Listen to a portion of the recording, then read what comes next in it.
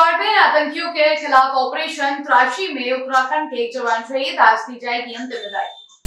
Doon medical college में ragging के मामले पर लिया गया बड़ा एक्शन, 9 छात्र निष्कासित। उत्तराखंड में अब पलायन रोकने के लिए सरकार आजीविका को बनाएगी हथियार, प्रयास शुरू।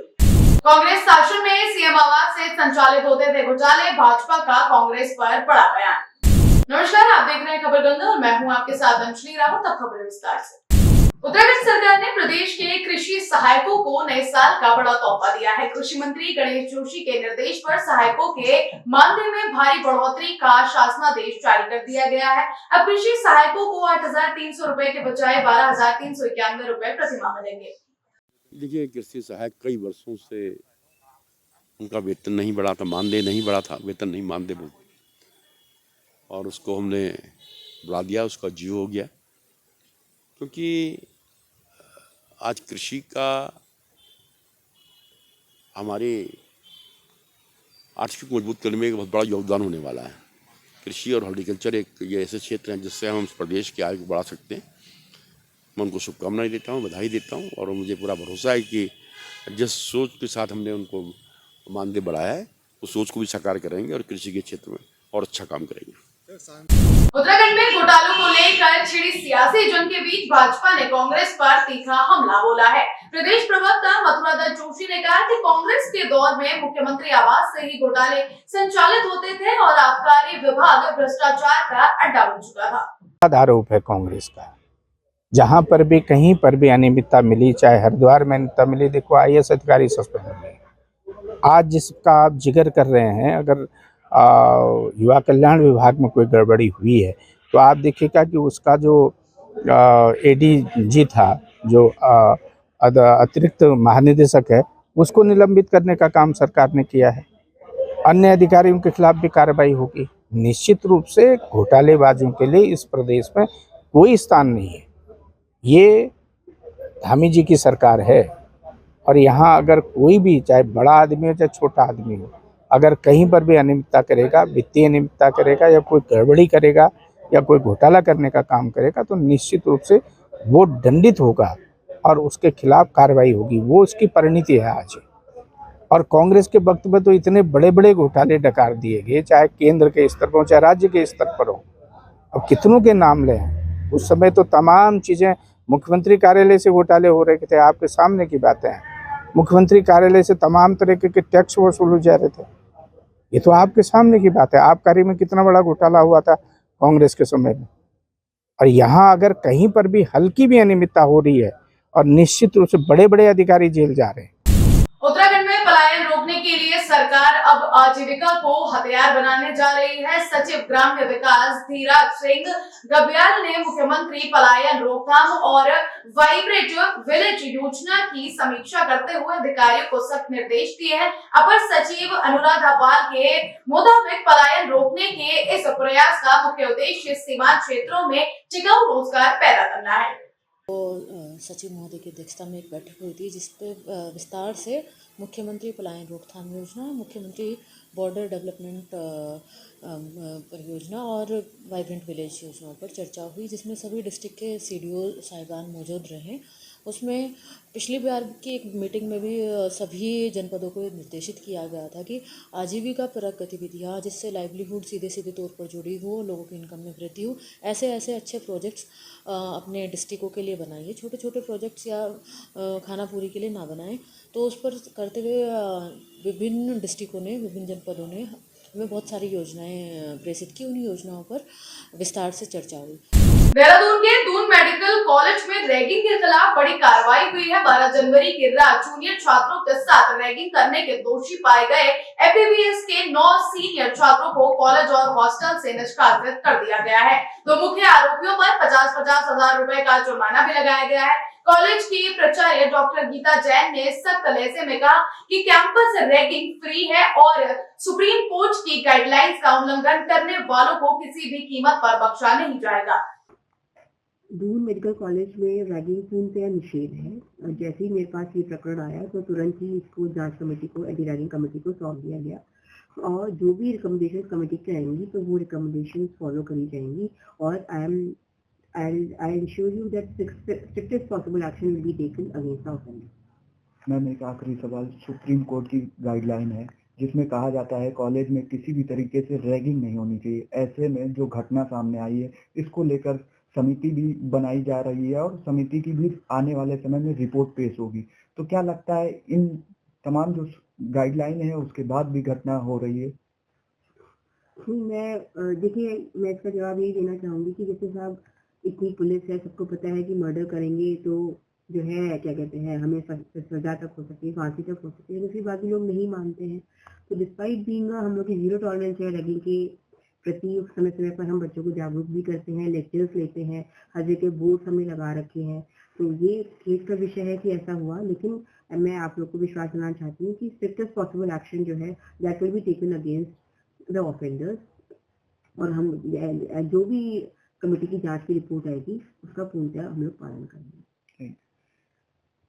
जम्मू कश्मीर के किश्तवाड़ में आतंकियों से लोहा लेते हुए उत्तराखंड के वीर सपूत हवलदार गजेंद्र सिंह गठिया शहीद हो गए। बता दें, बागेश्वर के कपकोट निवासी गजेंद्र सिंह 2 पैरा कमांडो में तैनात थे और ऑपरेशन त्राशी के दौरान उन्होंने अपना सर्वोच्च बलिदान दिया है।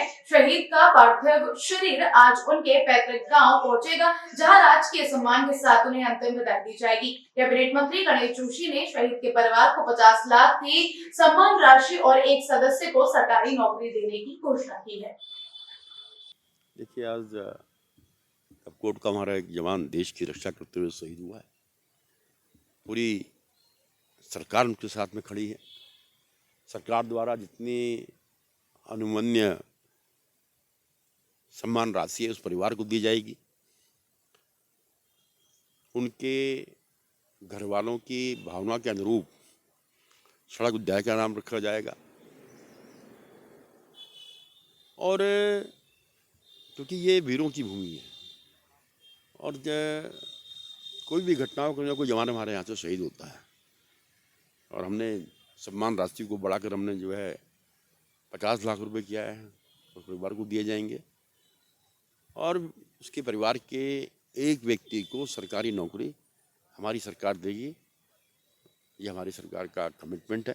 मैं उस जवान को अपनी सत्ता से निवृत्त करता हूँ और उनके परिवारों को भरोसा दिलाता हूँ कि हमारे स्थानीय विधायक वहाँ पर खुद गए हैं, अधिकारी वहाँ पर गए हैं और शीघ्र एक संवेदना पत्र हमारी तरफ से उनको जा रहा है और इस संकट की घड़ी में पूरा प्रदेश जो है उससे शहीद के साथ में खड़ा है। हरिद्वार के जिलाधिकारी मयूर दीक्षित ने विकास कार्यों को लेकर एक बेहतरीन मॉडल पेश किया है, जिसे अब नीति आयोग ने भी सराहा है। रोशनाबाद में हुई बैठक में डीएम ने बताया कि अतिक्रमण से मुक्त कराई गई 2 हेक्टेयर भूमि पर फलदार वृक्ष लगाए गए हैं। इस पहल से न केवल सरकारी जमीन सुरक्षित हुई है, बल्कि भविष्य में ग्राम सभा की आय भी बढ़ेगी। जिलाधिकारी ने अब इस हरिद्वार मॉडल को पूरे जिले की अन्य ग्राम पंचायतों में भी लागू करने के निर्देश दिए हैं। ब्लॉक के द्वारा एक अच्छा कार्य किया गया था जिसको नीति आयोग ने भी रिकॉग्नाइज किया था। इन्होंने अतिक्रमण हटाने के बाद करीबन 2 हेक्टेयर की भूमि पर वृक्षारोपण किया है फलदार पौधों का, जिससे कि ग्राम सभा की आय में वृद्धि भी होगी और साथ ही अतिक्रमण पर भी रोकथाम होगी।